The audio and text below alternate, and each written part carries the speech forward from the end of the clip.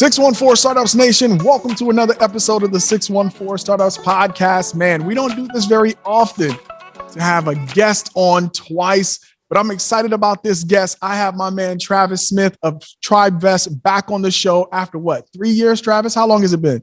3 years. I remember the day well, man. I've been looking forward to round two. Only All right, 3 years in the waiting. Well, we got a lot to talk about, right? 3 years is a long time not to catch up with somebody, particularly for someone like yourself who's building a very, very interesting business in Tribevest.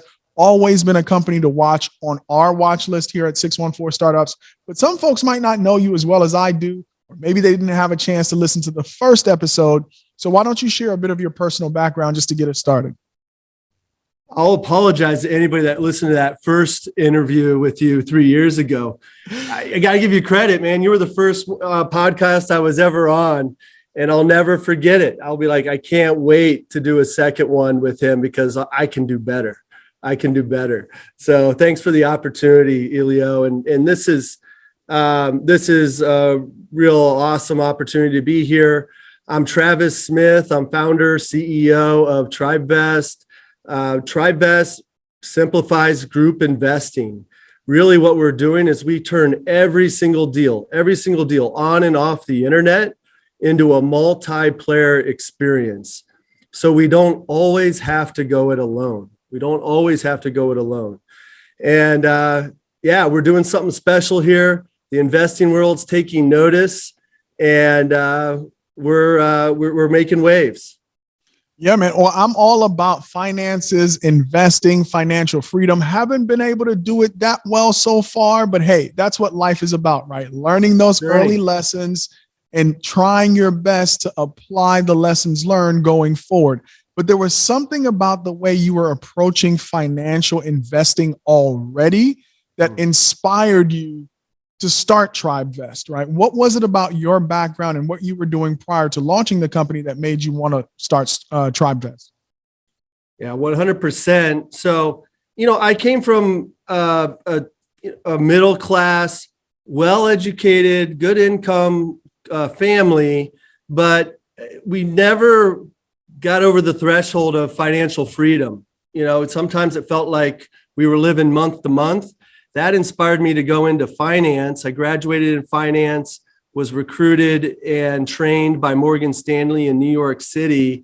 And that was kind of my path to figuring out how to build wealth and help others build wealth. Sounded pretty good, except really that was the wrong industry to be in. It was more like selling mutual funds and different stocks and stuff rather than actually helping people get on that journey of building wealth and financial freedom. I often say I was saved by software. I went to work for a great startup. Actually, I think the original unicorn tech startup in Ohio. It was Highland Software on base. And I was an early employee there, learned a ton. And throughout my career, kind of took with me my financial background, always holding on to that desire to want to learn how to build wealth. And really was with a number of different fintech companies along the way. In about 2017, 2018, I was at my destination job, which was a company called Jack Henry and Associates, a multi-billion-dollar fintech. I was heading up their strategic alliances and enterprise payments, and just was doing good. And one of the things that we did was we sold to Jack Henry in general, sold to small and medium-sized banks. So all the back end, front end, that user experience that customers enjoy, that's with a company like Jack Henry kind of in the background. But we took a lot of that technology and then took it to non-FIs and non-financial institutions. And one of our, example of what we were doing, one of our companies that we worked with was a little unknown company called Acorns out in Irvine, California. They were, of course, trying to figure out how to help non-investors, turning them into investors. And they leveraged our technology. So how can you use ACH transactions taking a little bit out of your checking account, a little bit out of your savings account, acorns, and putting it into a brokerage account and providing that discipline and starting to build wealth kind of frictionless, unknowingly. And so that was really my professional background. And in parallel to that, getting back to my personal journey, this was during the Great Recession, 2008, 2009. And my family actually had owned a little cottage in Cape Cod that all of us came in to visit in the summertime for a week or two. It's where we got to know our cousins, our aunts and uncles. It was just a very special place to our family. And during the Great Recession, my dad and his sisters, who he had tribevested that with, weren't wealthy, weren't in a position, and actually were forced to sell it. And I remember thinking, hey, I'm doing pretty well. I got, went to school, got a good job, have a good income. Like I should take on, taking over this vacation cottage for the family, and realized I couldn't. No matter how good of an income I had, 401k, I didn't have the capital to do it. I wasn't financially free. I was one layoff away from, being in trouble. And that upset me. My brothers and I went on a fishing trip that we couldn't afford.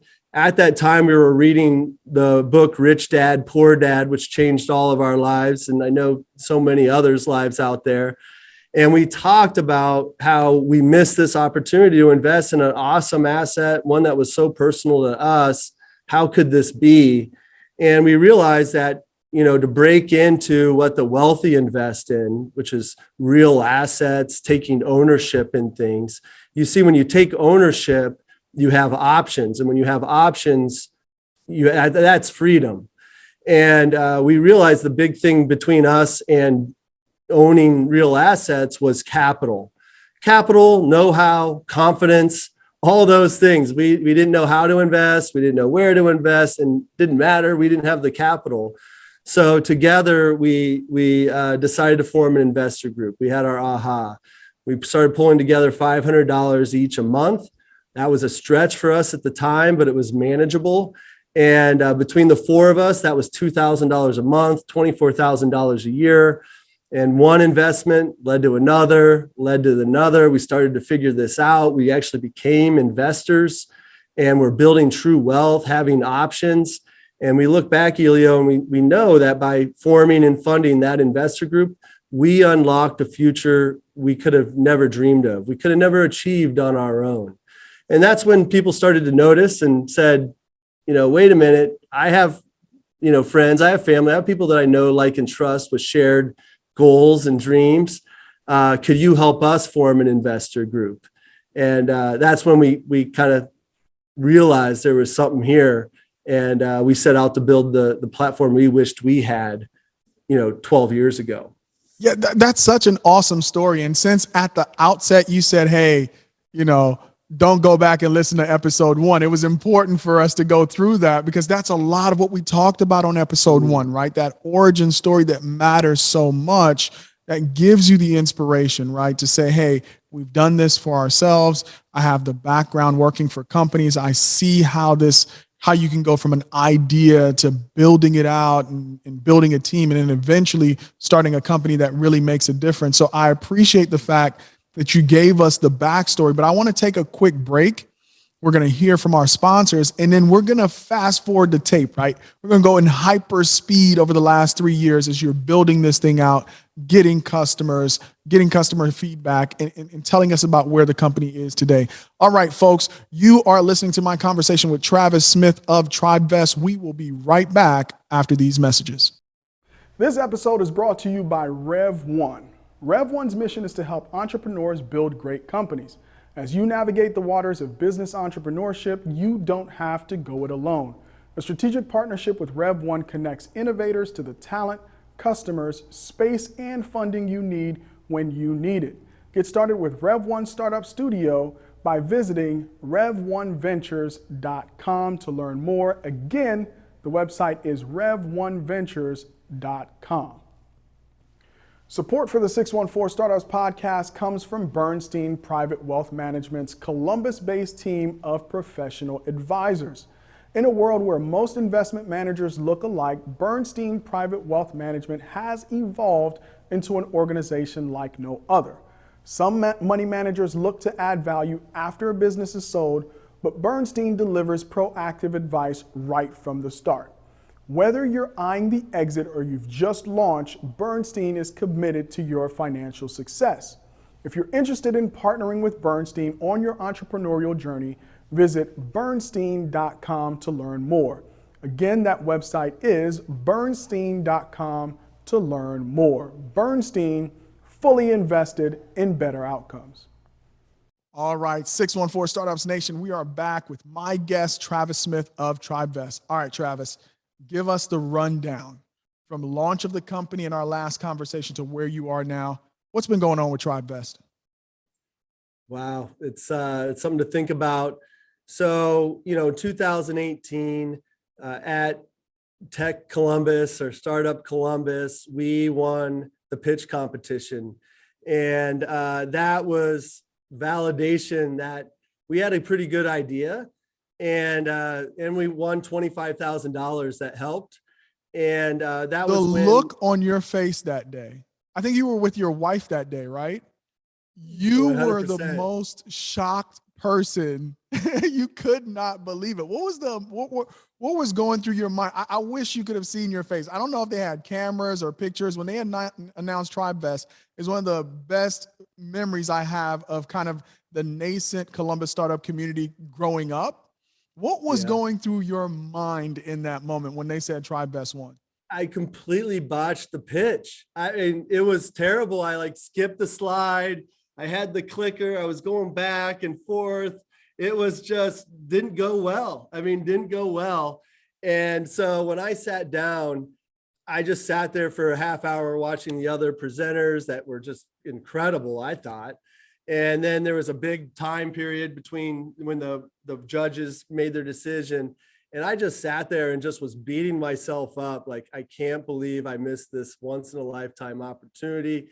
And then they announced third place.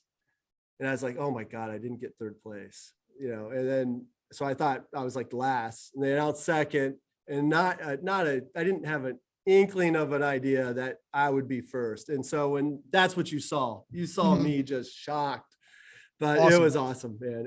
Those wins give you wind in your sails, right? So you're like, okay, we got something here. And so, and I got money, I got cash, right? I can keep this thing going. That's right. It was a really big deal. And, right then, in fact, that was basically my pitch. That was the people that were saying, hey, how are you and your brothers investing in these things? And can you help us form an investor group too? One of my buddies out in LA came up to me and said, hey, I think if you're serious about building Tribevest, I could be your first customer. I have this group of dads out in, Pasadena, California. We all met through our son's preschool, and we get together, we play fantasy football, we play cards together, all these things. And we're actually having a card night, and I'm going to pitch this to all 16 of them. And I think I could get 5 buddies to come together and form an investor group. We could be your first customer. So I said, great, go pitch it. Let's do it. And he went out there, pitched it, and all 16 raised their hand. And that was cool. I was like, well, gosh, is this the best first customer or the worst first customer? But it really forced us to kind of figure it out, because the real MVP was going to be me consulting, giving them a conference call, Zoom, talking through investing together, what they need to do. Well, now I had 16 and was going to have to figure it out. So then the MVP grew to a Survey Monkey, where we were asking everybody, what they were interested in investing, really put together kind of an alignment report. Then when we got on the Zoom call, everybody was getting excited. We started to see that they realized that collaborative investing is a thing and it could be safe as long as we were talking about it and had aligned expectations, communications, everything's transparent. We saw them getting really excited, and before they knew it, they were all like, we got to do this. Let's go. Let's go. So we immediately saw kind of the power of, the tribe in terms of energy. And then, they ended up raising, pulling together $250 a month. They had an investment that actually they found was about $100,000, and they were about $60,000 short. And then we connected them to our second tribe, and our second tribe was interested in that same deal. And so the second tribe put in 50K. The old dogs who I was telling you about, the group of 16 dads, had 40K. They were still 10K short. And Tribevest said, well, you know what, we'll loan you 10K to get this deal done. And they did it. They got the deal done. And now those 16 dads are all owners in an apartment complex in Pasadena, California, in their neighborhood, which none of them would have been able to do on their own. So we started to see just how powerful this was. We saw the network effects, tribes coming together to do deals, services Tribevest could offer. And we were like, man, this is a pretty rocking business. The problem is how the hell do you scale it, right? And that was the question. So from 2018 to 2019, we went from an offline MVP to our online MVP. Hired our incredible co-founder, CEO, Zach Bowers, complete rock star here out of Columbus, Ohio. And we started to build version one. And then we acquired about 35 customers, kind of good old fashioned networking. Some of we saw the virality of this. So our original tribes, some of the members were going off to start new and additional tribes. So we just saw this organic nature, and that's how we scaled that kind of first version to about 35 tribes. And that brings me to about 2020, and I'll take a breath, but that's where we needed to go. We were running out of money. We had taken kind of $25,000 checks from friends and family, kind of keeping us alive. And it was time to get a win in terms of venture capital or some national brand accelerator. And that's where we were in the middle of 2020. Yeah. Perfect segue. You're really getting good at this media thing, man. All right. Perfect segue. All right. So you hear these cliches all the time, like family and business, or family and money, or friends and money. It can be risky, right? Everything was cool until we started putting money together. Oh, and everything was cool until we made the investment, but everything is not so cool now that we're making money together, right? So I know you said early on, a lot of what you were doing with your tribes was this consulting, setting the frame. Here's what to expect. I know you guys are excited, but here's the right way to do it. Does everybody in this tribe really have shared values? You're not just coming together because you're counting the dollars in your mind of how quickly you can accumulate to this 100,000. I want to address the hesitation out there because this is exciting, right? But somebody might be like, yo, I know we can pull the money together, but it gets complicated. So what are some issues, right, as you're building this out early on? What are some of the early lessons that led you to add things like, oh, you need to be incorporated, and oh, there needs to be a legal structure in here, and oh, here's how you are protected by using the Tribevest system rather than trying to form a group on your own and invest off platform? Yeah, that really what we learned from our origin tribe was what not to do. Mm-hmm. So we did like everything wrong, right? And so a lot of hard lessons there.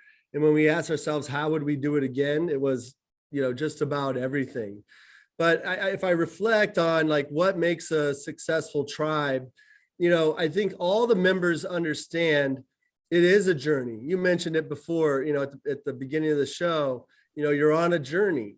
And that's what our tribes and our tribe members have in common. They recognize that they're all leveling up.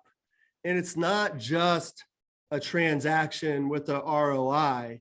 It's no, I'm actually going to invest in something new that I don't know how to do. It's a new asset class. It's something that I wouldn't or couldn't do on my own. And just as valuable as the return that I expect and, hope to get is the learnings, is this becoming knowledgeable, being able to do it all over again. And so that's important, that like-mindedness.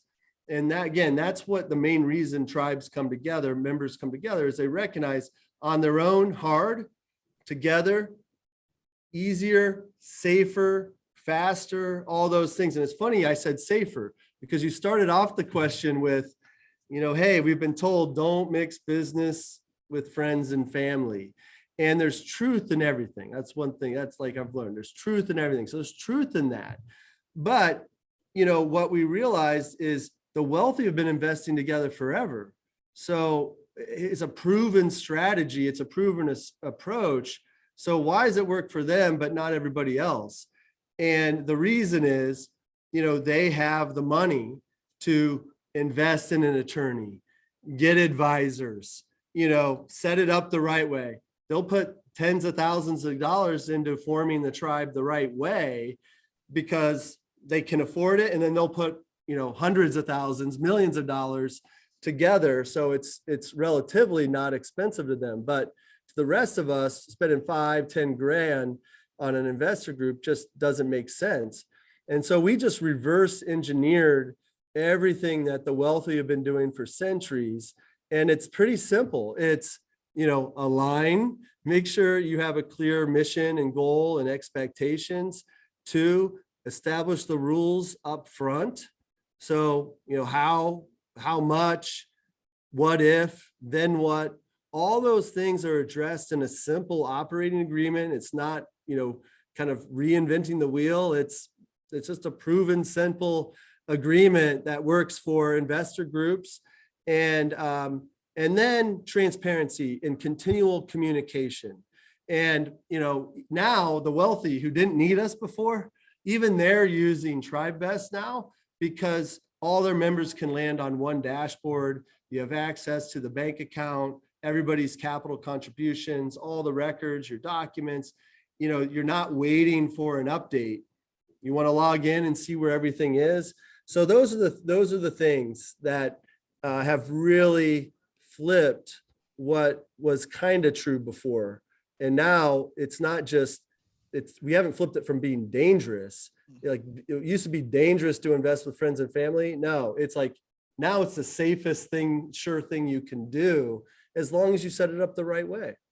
All right, man. Listen, I want to extend this out, but I got to take a break. Okay. When we come back, what we're going to talk about is from that 2020 period, right? Lessons learned, getting people on board, getting that first, core group, that tribe that you could really get customer feedback from, until, kind of your transitions and learn your lessons learned as a founder yourself, right? Running the company day to day. All right, folks, you've been listening to my conversation with Travis Smith of Tribevest. We'll be right back.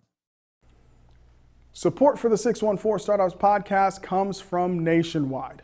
Nationwide's mission is to protect people, businesses, and futures with extraordinary care. To help fulfill that mission, Nationwide is looking to invest its $350 million venture capital investment fund in insurtechs that will help them create new and exciting products and solutions to meet the needs of their customers. If you're interested in partnering with Nationwide's venture capital team, visit nationwideventures.com to learn more. Again, the website is nationwideventures.com. Nationwide is on your side. Support for 614 Startups comes from the law firm of Dickinson Wright, with around 500 attorneys working from 19 offices across the U.S. and Canada. They handle all types of business transactional law, including advising privately held and venture capital-backed companies in capital raising, mergers and acquisition, and transactions involving technology, software, data, and e-commerce. Partner Alex Brown serves as outside counsel to startup companies ranging from business entity selection and formation, protection and commercialization of technology assets, conducting business online, and data security issues. For more information, visit dickinsonwright.com.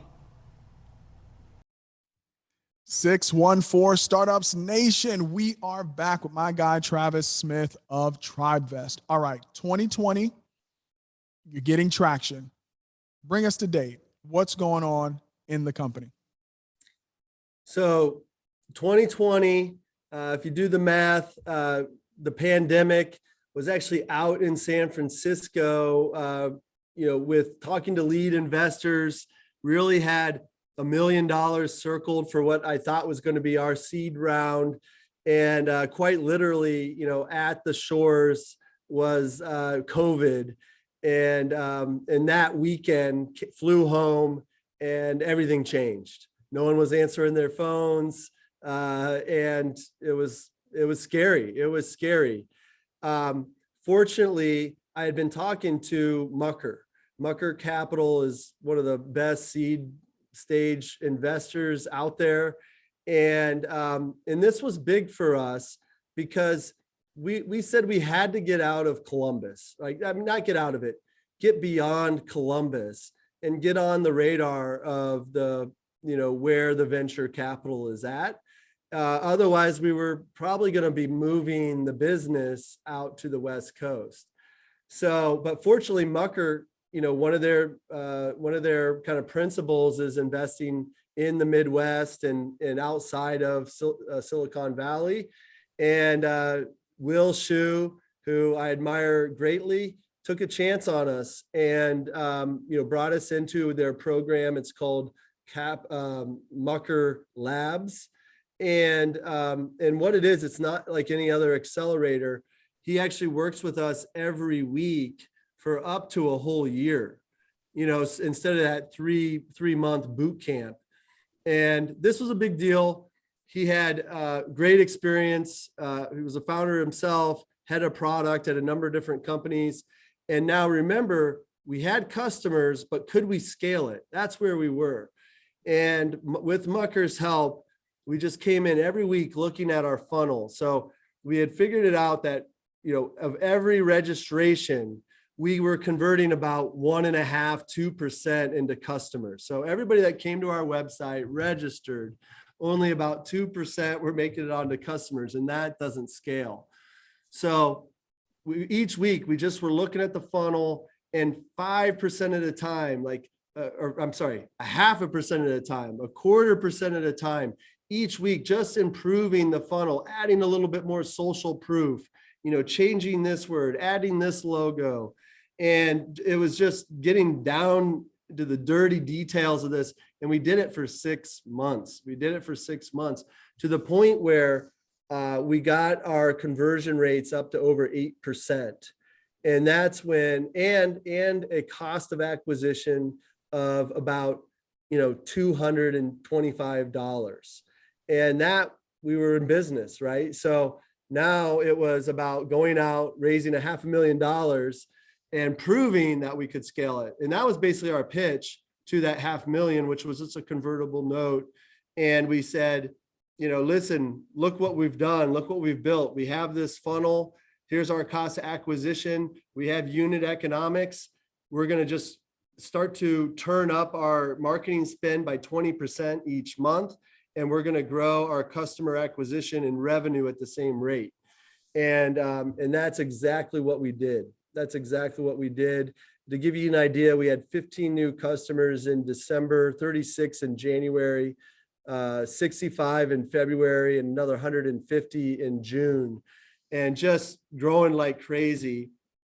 And that was the one metric. Like we had one metric, and that hitting that metric was all that mattered, because then we could go out and raise a legitimate seed round.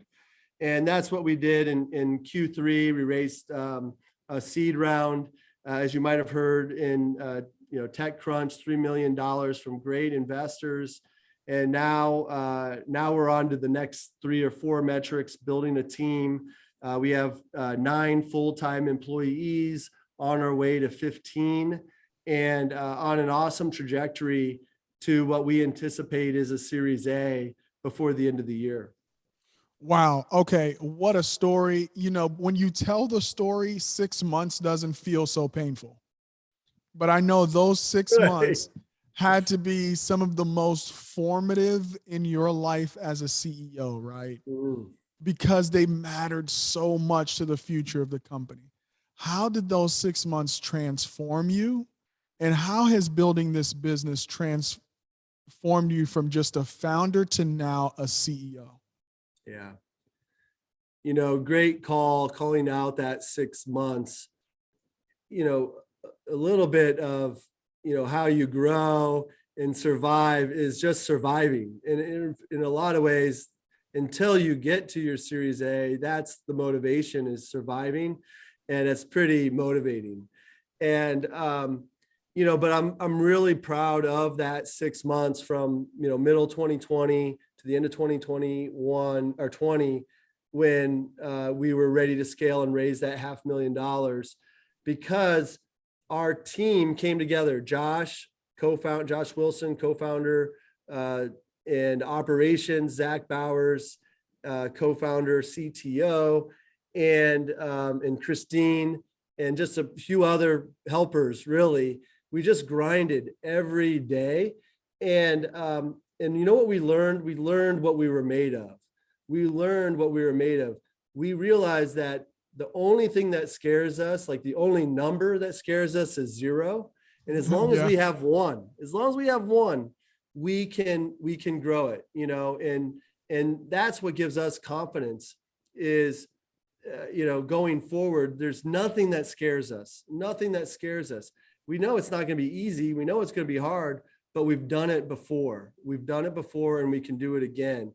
And so the organization really grew up over that time, and the co-founders, and gave us confidence, and that carries on today. Yeah, so that's it. And in terms of growing as a founder into a CEO, I mean, it's just transformative. You know, every stage you're transforming, and I love it. You know, back when I talked to you 3 years ago, that was me. And, you know, 3-4 stages now later, I'm a different person. I've grown, I've stretched, you know, working on my leadership and everything else. But that's, you know, it's been an awesome journey, and I'm just getting started. Like I'm not the CEO for $1 billion company right now, but I will be, right? As we grow, as we go to the next stage, I grow as a founder and CEO to the next stage as well.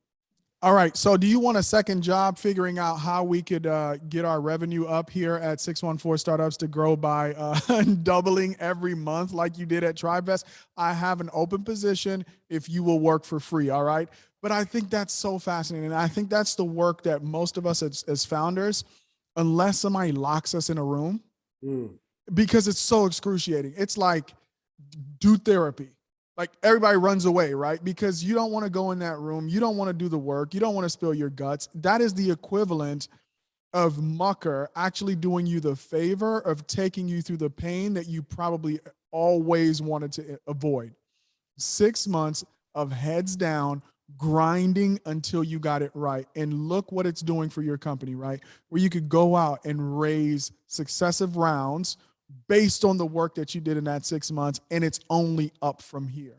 I'm so proud of you for that, man. For battening the hatches, you and your team, and doing the work. Right on. Yeah, and you know, Mucker, they provided that discipline. I think one of the biggest values that they brought was they told us what we needed to work on, and we believed them. Right. And, you know, without that, you know, maybe we're still guessing what we're working on, you know, what we need to work on. Maybe we go in 2 months and say, gosh, is this what we should be working on? Should we be working on something else?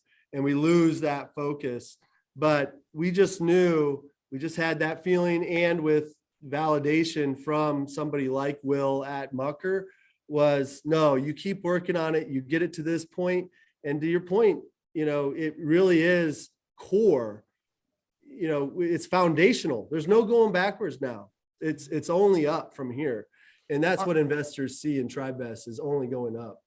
So folks, thank you so much for hanging out with us. We have a final segment. We've been kicking the tires. I've been being nice to Travis, but we're going to go under the hood in the final segment. And I'm going to ask him the question that matters. Probably the question you guys have been thinking about too. Hang out with us. We'll be right back after our final messages. Support for 614 Startups comes from Color Coded Labs. It's time for a better career in tech. Introducing Color Coded Labs, a 16-week boot camp that does more than just teach basic code. It's a program designed to help you actually get a career in tech. At Color Coded Labs, we've removed all the barriers to help you learn the skills you need to start a career you love in weeks, not years. All designed for people of color by people of color. Apply now at colorcodedlabs.com.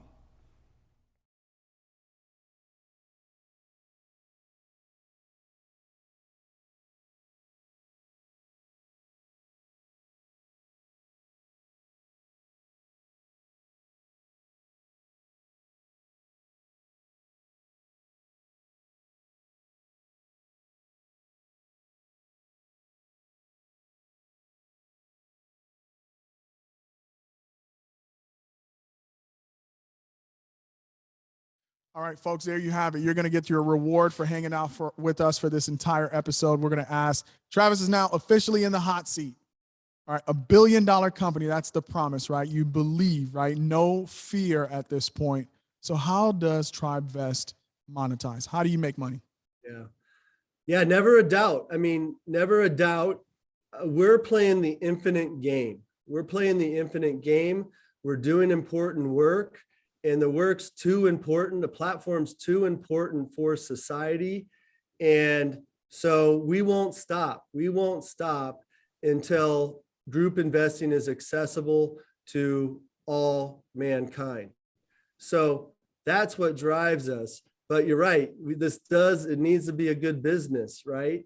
And so, you think about this, the foundations for our business model is a classic SaaS subscription model, which is beautiful. It's great. It's predictable.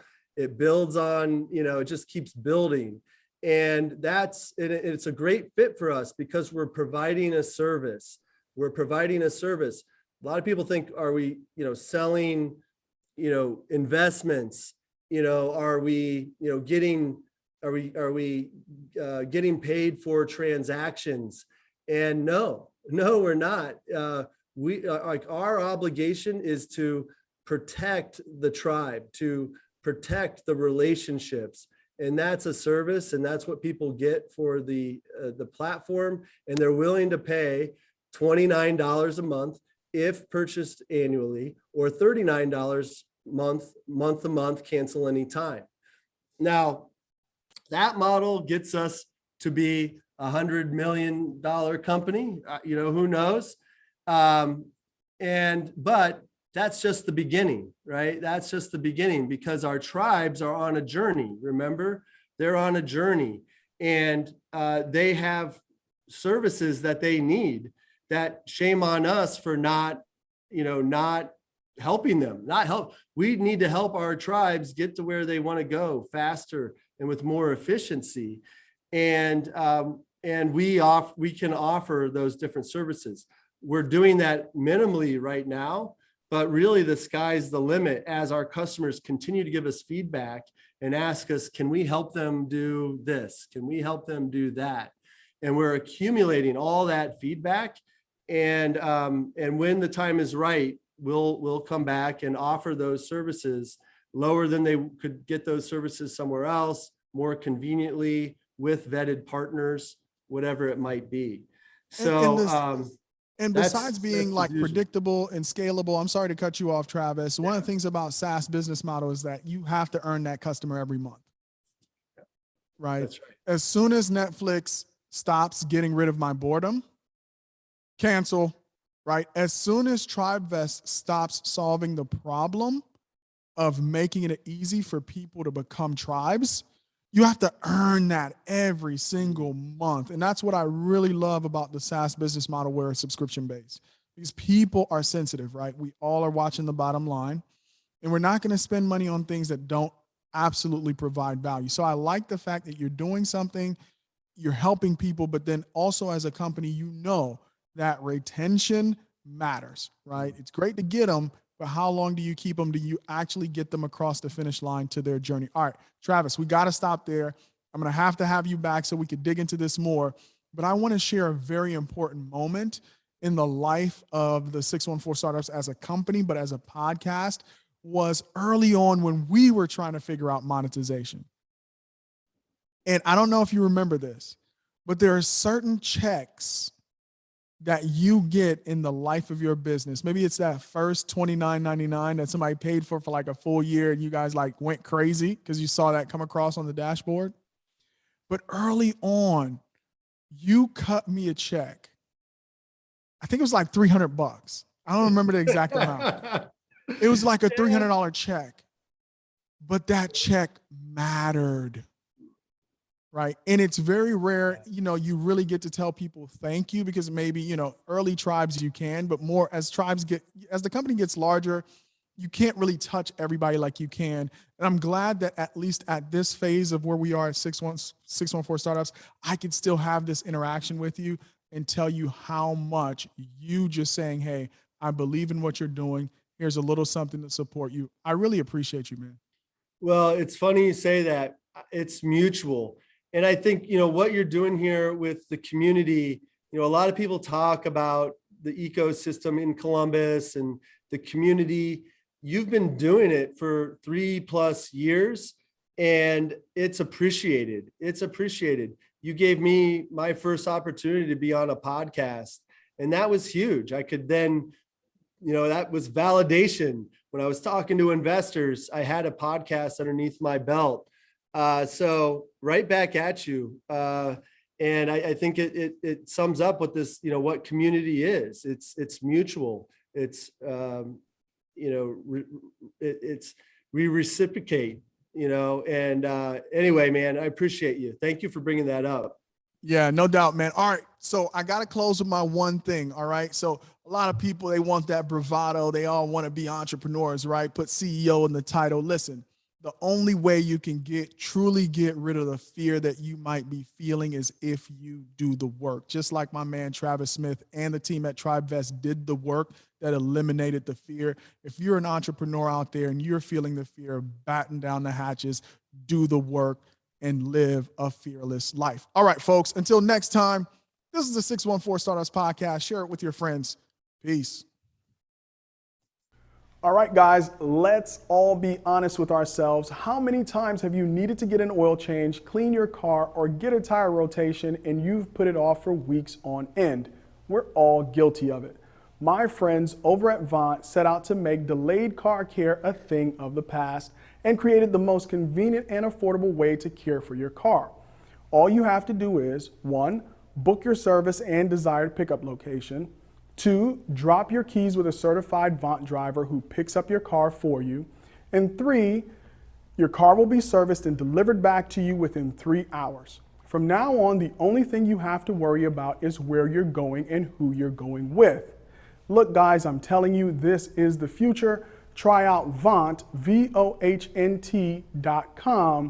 and use promo code 614 Startups for 20% off.